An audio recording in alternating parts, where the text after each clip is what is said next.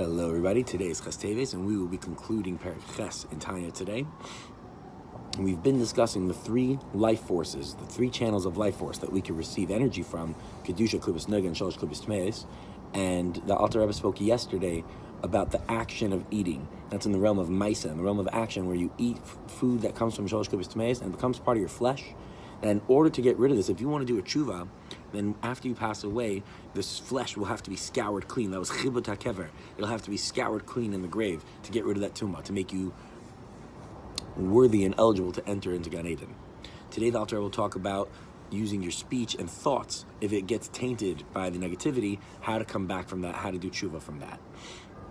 So if you're using your speech idly, it's not an avera, you're just not talking about godly things, you're not talking about averas, you're just talking about the weather, sports, whatever. These are idle words. So at that moment, you're taking klipas noiga, and since it's not l'shem shemaim, since it's not in the service of God, you're lowering it down into the klipa.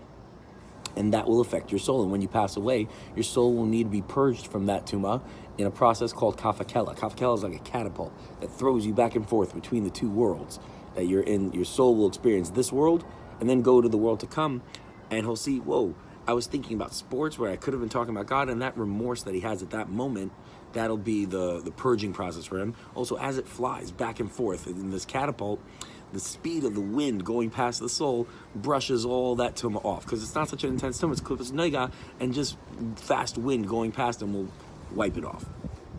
What if you did speak about actual negative avera speech, lashon hara, or if you're a naysayer and you scoff at people, putting people down? So all of these words, you're now getting your energy force from Shalosh Klippas Tmeis. How do you get rid of that level of speech?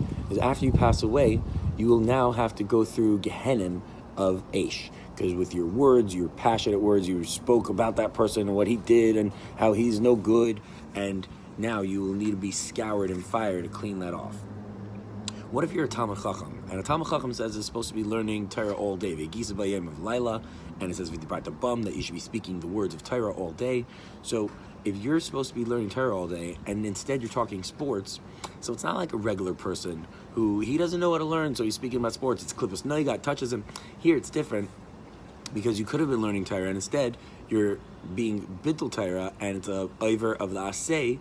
You're going against the mitzvahs asay of learning Torah. So you now have another level of, it's not shalosh klipas tmeis, right? It's klipas noiga, but it's, you also have to compensate for bittul Torah, so you will need gehenim shel sheleg. That is the hell of ice, because when you do an averith passion, that comes from the fire of your soul. You need Gehenim of fire. But when you have inaction, I just didn't learn, that comes from laziness, which comes from coldness. So therefore, you need the Gehenim Shel Sheleg. You need the ice hell to clean that off. And what about if you are studying secular knowledge? So God wants us to be studying Torah all day, and secular knowledge, according to Torah, is like Dvarim B'Teilim. So if you're using your brain for secular knowledge, this is an even deeper level of bittul Torah. Because if I was talking about sports, that's not using my intellect really. That's just using my emotions, and so I put a small part of me into that energy.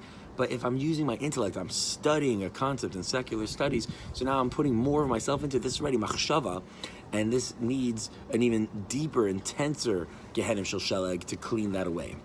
The only time it is not only okay, but necessary to learn in the secular studies is when you have to make your business, if you want to make a livelihood, or if you are someone who is writing the halachas of Kiddush HaChodesh, and you need to learn the cycles of astronomy and when the moon comes and goes and all of that kind of stuff, so that you can understand Hilchos Chodesh. Or if you're a scientist rabbi who's proving God and all the details of science, all these ideas, then, and that is when it is okay to be learning the secular studies. But up until then, you will be punished for such. Now, just a note on this: all the punishments that we've been discussing, it's not scare tactics to get you there. Oh, don't do a verse, you're going to be punished. And instead, it's more just to show you, in this world, you could either be tapping into kedusha or into klipa.